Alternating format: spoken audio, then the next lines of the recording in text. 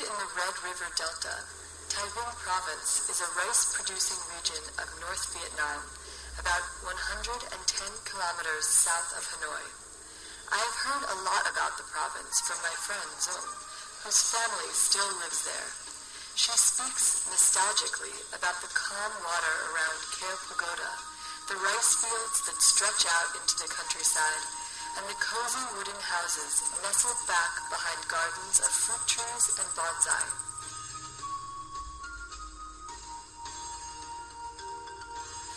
Now I'm on my way to see it all for myself, and I'm eager to experience the culture and nature of Thái Bình.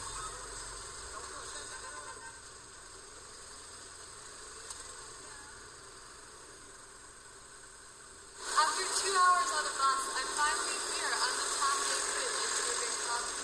I just met my friend Zoom, who I know from Hanoi, and he's invited me back to her hometown to experience the local culture. I can't wait to see what she has in store for us this weekend.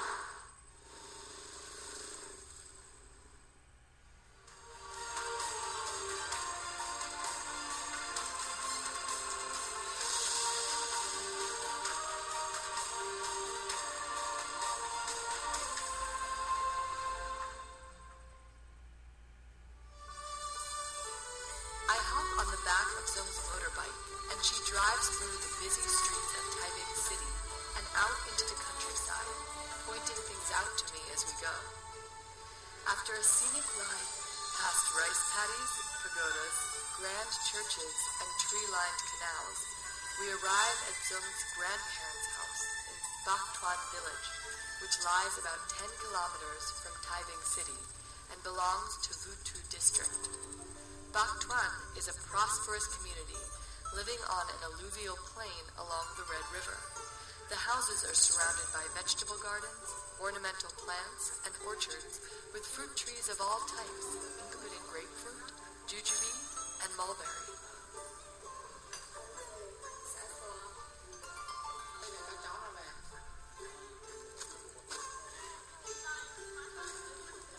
After greeting her grandparents with a gift of cookies and enjoying a cup of tea, Zung and I exchange her motorbike for 2 bicycles and ride deeper into the village. Thanks to the richness of its plant life, Bách Thuận has a well-developed horticulture industry with a wide range of fruit, bonsai, and other ornamental trees. We arrive at a giant park surrounded by trees with multicolored leaves. It would be easy to get lost inside, and I would be happy to spend countless hours pedaling through the shaded wood, admiring the countryside. But Zung reminds me that there's a lot more to see.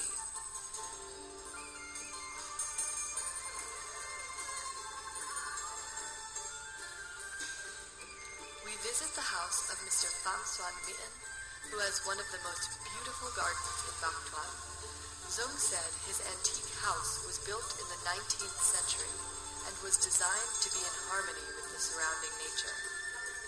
79-year-old Mitten said his family built the 5-pillared house 123 years ago. It has since undergone several restorations and is still in excellent condition. Mitten clearly values the past. Inside the house there are many antiques, including a tea chest, table, flower vase, clock, and pictures with the symbols for Khan, hardworking, and Nan, patient. Zung urges me to explore the garden. She tells me that Mien was the first man to bring the horticulture industry to the village when he started planting ornamental trees in 1975 after the reunification of the country. Customers come out to the village to buy the trees, which may range from 1 million dong to 500 million dong, depending on the age of the tree. Many of the plants and the techniques of growing were new to me, and I enjoyed wandering through the trees with Zong, asking her the name and significance of each type.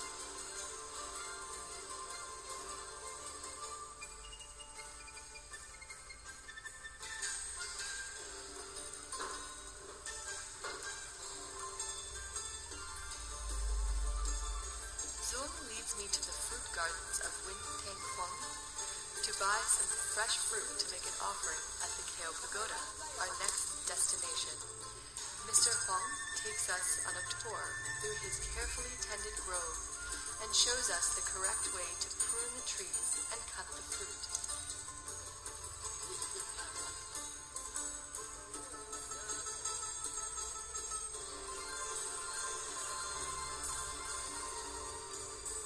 Zung and I snipped several star fruits and grapefruits, which are much lighter than I expected them to be. We also get to taste the fresh fruit right off the tree, and it is simply delicious. She says they will be even juicier and sweeter by Tet.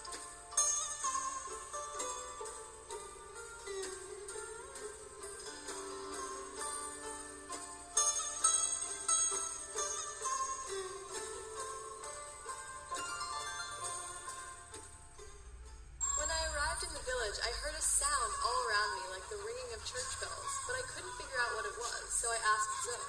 She said that the sound came from kites with whistles on them, that the villagers fly all day and all night. So we're about to try flying one ourselves. Ready? Ready? One.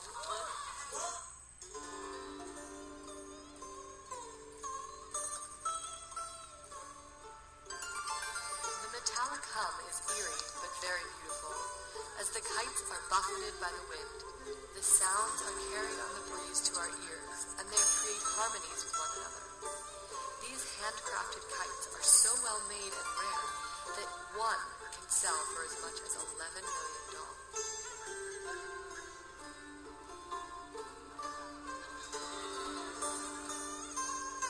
On the way back to Zung's home, we happen upon a group of kids playing Phao Dat, or earth cracker, a traditional game played with clay or earth from the rice paddies. Zung said the rules were quite simple. Each person forms a small bowl with the clay and then throws it on the ground. The player whose cracker makes the loudest sound is the winner and takes some clay from the others. Legend has it that once, when the village was threatened, residents used Phao Dat to imitate the sound of our artillery and frighten their enemies away.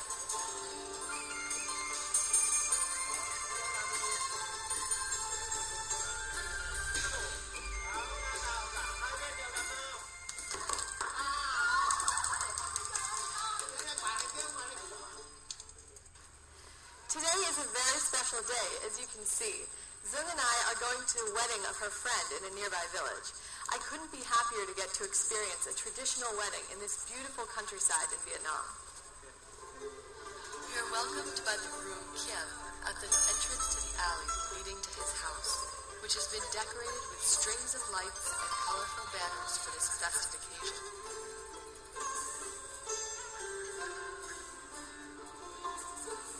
Inside, guests sip tea and chat as music blares from giant speakers by the stage.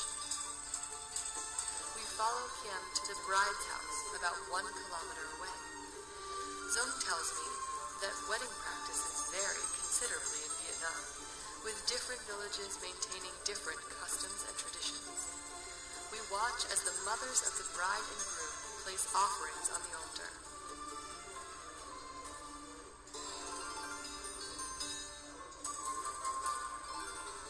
Then, Kim's mother gives her counterpart a hat with a string tied on one side and asks her to tie the other.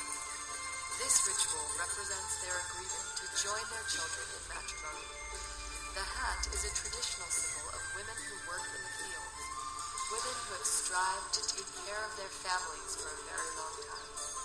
The gift of the hat from mother-in-law to bride shows the passing of this responsibility from generation to generation.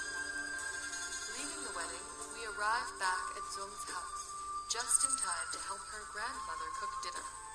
She has collected crabs from the nearby paddy fields to make a traditional Vietnamese crab soup.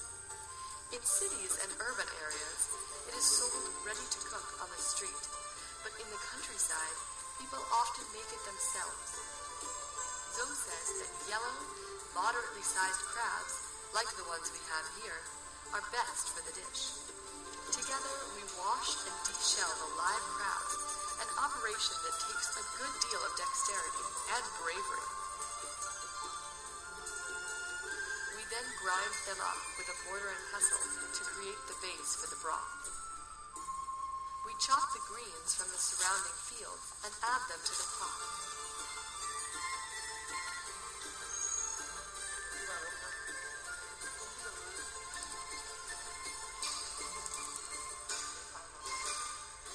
While the soup is simmering, Zung and I roast some sweet potatoes over the fire. Zung's grandparents do their cooking over a small wood fire in a small shed to one side of their house. The room isn't well ventilated and can become filled with smoke, which burns my eyes but gives the sweet potatoes an absolutely delicious smoky flavor. While we cook, Zung and I share stories, laugh, and warm ourselves by the fire. Zung's grandparents have been so kind to let me stay with them and share a typical Taiping dinner. While we eat, I think about how glad I am that I decided to make this trip. Go together. Yes, all together. Okay. And this graph. Okay. Great. Yeah. After an afternoon of cooking, Zung and I have 4 dishes. Salted chicken, which we roasted, crab soup, which is traditionally paired with this Vietnamese vegetable or fruit called gà moi, and then fried crabs. I've never tried any of this, so I can't wait to dig in. Shall we? Yeah.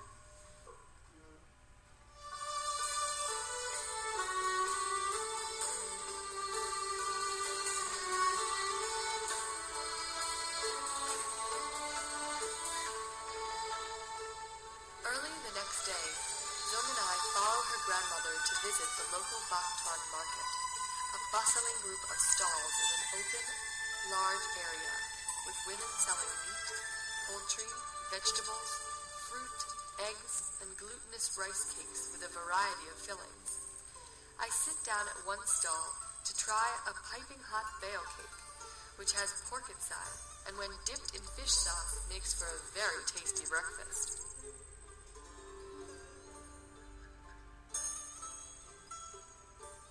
The market is fascinating. I want to look at everything, but Zung's grandmother reminds us that we should buy some offerings if we want to visit Keo Pagoda the following day.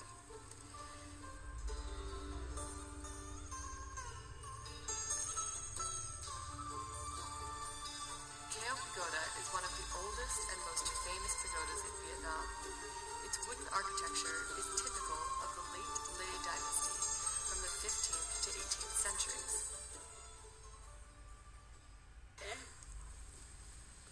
I spent the morning with Zung and her grandmother, collecting the items for offering at the pagoda. We got starfruit and grapefruit from the gardens around her house, and from the local market, we bought incense, flowers, glutinous rice, and votive paper. Now we're here, and we're about to go place it on the altar. You ready?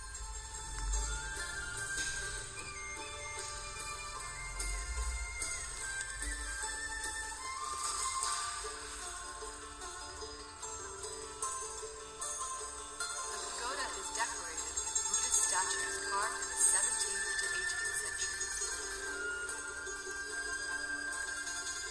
In another part of the sanctuary is an altar with an empty chair dedicated to Saint Kung Lo, who established this pagoda in 1094. Zung tells me that the saint's statue stands in a separate room. It is said to be made of aloe wood and incredibly lifelike. Worshippers who wish to gaze upon the statue must spend 3 months and 10 days on a restricted diet in the pagoda.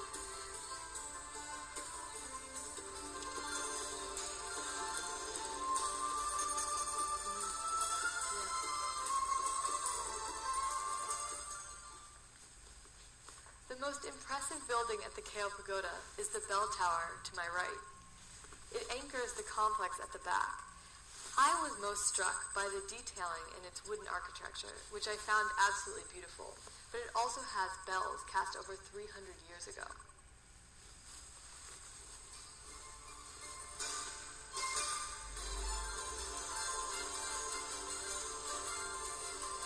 Of the tower's 3 bells, the heaviest and oldest one is located on the first floor. It installed in 1686 under the reign of King Tong. Etched into the body of the bell in Chinese characters are the names of benefactors and donors who contributed to its casting. The bells on the second and third stories were both cast in 1796. From the second floor, you can look through cutouts in the woodwork down onto the buildings of the pagoda and beyond out into the countryside. The pagoda is flanked by corridors on the east and west sides for protection, and behind the bell tower is the monastery. Zong and I complete our visit to the pagoda by burning votive paper in a small stove by the lake. Zong says people perform this ritual as a way of honoring their deceased relatives and friends, hoping to receive forgiveness or peace of mind in return.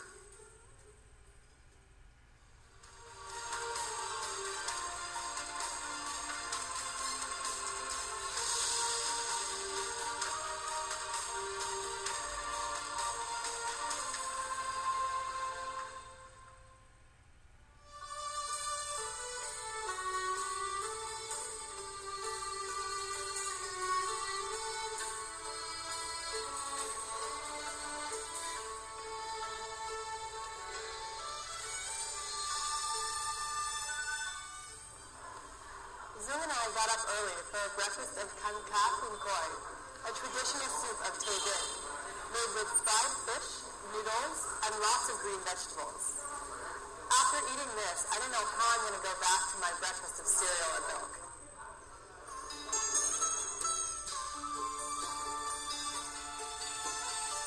Zung says that this now famous fish soup has been a specialty of Thái Bình since at least the 17th century, when a historic text references it as a traditional dish. The soup derives its name from the Khoi area where it originated, but today it is popular throughout the whole country. After breakfast, Zung and I head to the cultural center in Taiping City, where we are attending a free weekend festival of Cheo. Zung says that Cheo is a type of popular operetta that developed extensively in the northern Delta region. Modern Cheo takes this style of singing and acting and adapts it to contemporary storylines and concerns. Zung and I attend a modern performance of Cheo, and I like it so much I ask if we can see a traditional version.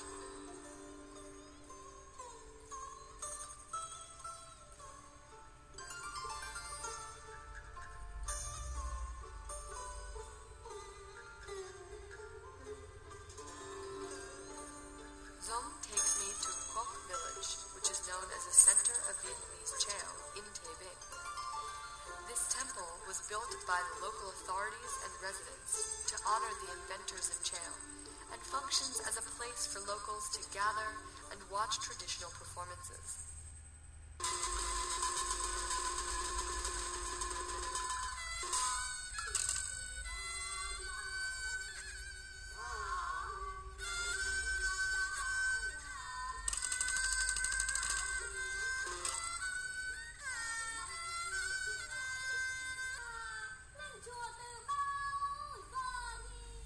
We are just in time to enjoy an extract from a well-known Cheo comic tragedy called Thi Mao. The tale begins with Kin Tam, a woman who left her husband and disguised herself as a man to become a monk at the pagoda. There, she caught the attention of Thi Mao, a beautiful and rich young girl from the village, who fell in love and attempted to lure the monk with her charms. But the monk rebuffed her, and Thi Mao, distraught, instead began an affair with a servant in her house and became pregnant. When censured and questioned by the local authorities, she falsely named Kim Tam as the father of her baby. Kim Tam was beaten harshly, but at no point did she reveal her true identity. When Thi Mao gave birth, she gave her baby to Kim Tam, who raised the child. 3 years later, the monk died, but not before writing a letter to her parents explaining her situation and her reasons for deceiving everyone for so long. Zong and I watched 2 female performers act out the scene in the pagoda when Timao attempts to seduce King Tom. The actress who plays Timao shows her love and openness through the flexibility of her voice, hands, and face, fluttering across the stage in a beautiful, colorful costume, all of which contrast sharply with King Tom's brown monk's robe and stiff posture. I feel so lucky to be able to see this traditional art with my own eyes.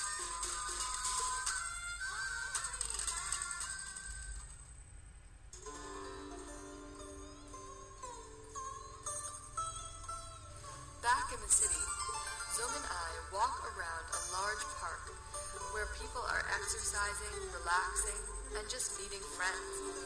The garden is named after Le Guidon, an 18th century mathematician who was born in Taiping province and then became an official of the later Le dynasty. His statue sits adjacent to the provincial library, which is appropriate since he wrote many valuable books of history, geography, philosophy, and poetry.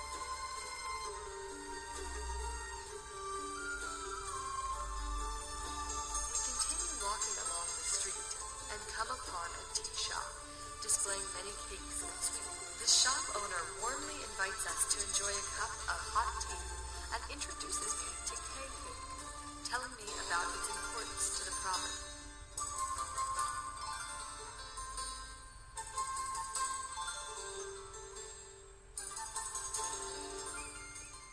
This is a traditional K cake made from glutinous rice, sugar, coconut, sesame, among other delicate flavors. The fact that all of these ingredients come from local fields shows how fertile this region has become in recent years.